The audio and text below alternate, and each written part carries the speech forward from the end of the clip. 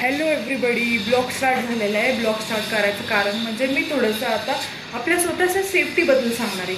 खरंच मुलगी सेफ आहे का जगात? मला तर नाही वाटत. मी स्वतः एक मुलगी आहे. मलाही कळतं की मुलीनी मुलीसारखं राहायला पाहिजे, स्वतःच्या पायावर स्टँड उभी राहायला पाहिजे. तिलाही कळलं पाहिजे जगात काय.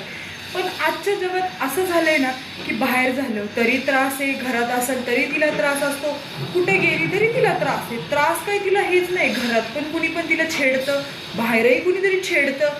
ऑफिस असू दे, स्कूल असू दे, कॉलेज असू दे, कोण ना कोण तिला छेड.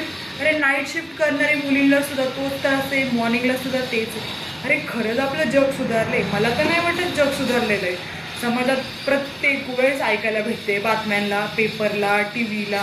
आपल्या व्हिडिओज बघतात, कोणी व्हायरल करतं, कोण शूट करतं, कोणी XYZ काही करतं. बट त्याचा अर्थ समजतो का आपल्याला की आपण एक मुलगी, आपण आपल्या दुसऱ्या मुलीची बदनामी करतो? तसं चाललेले. खरंच हे जग सुधारलेलं आहे? मला तर नाही वाटत आहे.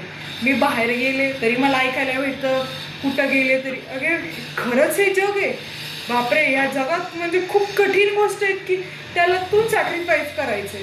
प्रत्येक वेळेस तिथं ऐकायला भेटल, इथं ऐकायला भेटल, गावाच्या साईडला भेटल, दिल्ली, मुंबई, पुणे सिटी. खरंच ही सिटी? अरे आपल्या जगात जर आपल्याला राहायचं असेल तर आपण स्वतः एक मुलगी असून पण दुसऱ्या मुलीची निंदा केल्यासारखंच आहे ना. प्रत्येक वेळेस तिनेच काय बोलायचं? अरे तिने आवाज केला तर दुसरे आवाज करतील.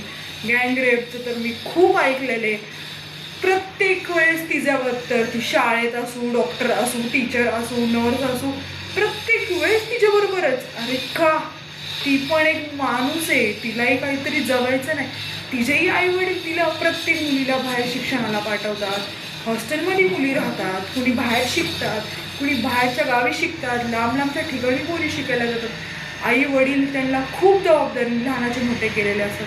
प्रत्येक वेळेस मुलीला हे पाहण्या दृष्टिकोन प्रत्येक मुलाचं चेंज केलं पाहिजे. मुलगा असो, कुणी असो, मी सगळ्यांना पाहते, सगळे वेगवेगळे दृष्टिकोन प्रत्येक मुलीला पाहतात.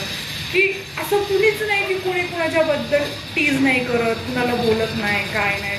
प्रत्येक वेळेस प्रत्येक समाजात हेच चाललेलं आहे की मुलींनी जगणं म्हणजे खूप कठीण झालेलं आहे तिच्या आयुष्यात. आणि प्रत्येक वेळेस तिनेच का कमीपणा घेतला पाहिजे? ती कुठलं तरी आपल्याही घरात बोलायला म्हणलं तरी तिला कशाचं तरी बंधन असतं.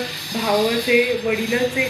ती कधी सुरक्षित राहणार? आजचं जग एवढं पुढं गेले. आपण स्वतः जर नीट राहिलं तर सगळं सुधरू शकतं. सो प्लीज माझ्या चॅनलला जाऊन लाईक करा, शेअर करा, सबस्क्राईब करा. आज मी यूट्यूबला एक लॉंग व्हिडिओ